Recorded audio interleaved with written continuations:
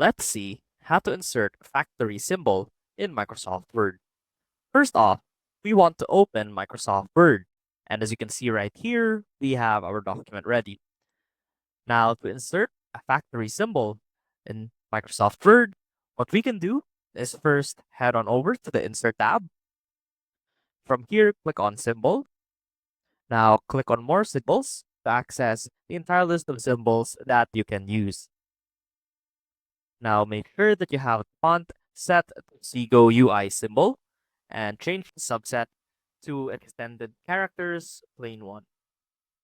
And from here, simply scroll down to look for the factory symbol.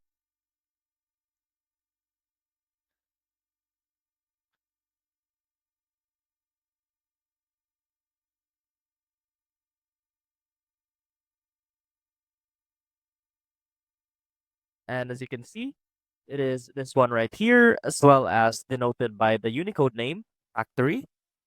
To insert that into your document, simply click Insert.